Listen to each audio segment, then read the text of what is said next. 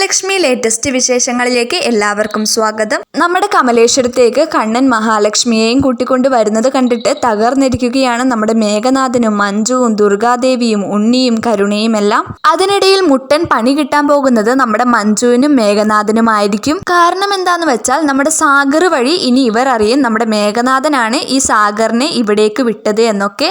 കാരണം നമ്മുടെ അനന്തുവിനെ ചിന്തിക്കുമ്പോൾ ഇങ്ങനെ മനസ്സിലാവും, സാഗർ ഒറ്റയ്ക്കൊന്നും ഇതിനു വേണ്ടി പുറപ്പെടില്ല, ആരെങ്കിലും ഒക്കെ സാഗറിനെ കൊണ്ട് ചെയ്യിച്ചതാണെന്ന് നമ്മുടെ അനന്തുവിന് മനസ്സിലാകും. പിന്നീട് നമ്മുടെ അനന്തു സാഗറിനെ രഹസ്യമായി ചോദ്യം ചെയ്യുമ്പോഴായിരിക്കും മേഘനാഥനാണ് തന്നെ ഇതിലേക്ക് പറഞ്ഞു വിട്ടതെന്ന് ആ ഒരു സത്യം നമ്മുടെ അനന്തു അറിയുന്നത്. അപ്പോഴേക്കും നമ്മുടെ മഹാലക്ഷ്മി ഇനി ഒരിക്കലും കണ്ണേട്ടനോട് ഒരു രഹസ്യവും ഞാൻ മറച്ചു വെക്കില്ല എന്ന് പറഞ്ഞുകൊണ്ട് മേഘനാഥന്റെ ആ ഒരു രഹസ്യം മഹാലക്ഷ്മി തുറന്നടിക്കുന്നുണ്ട്. അപ്പോൾ നമ്മുടെ കമലേശ്വരത്തെ എല്ലാവരോടും പറയുന്നുണ്ടെങ്കിലും ബാക്കി ആരും ഇത് വിശ്വസിക്കുന്നില്ല.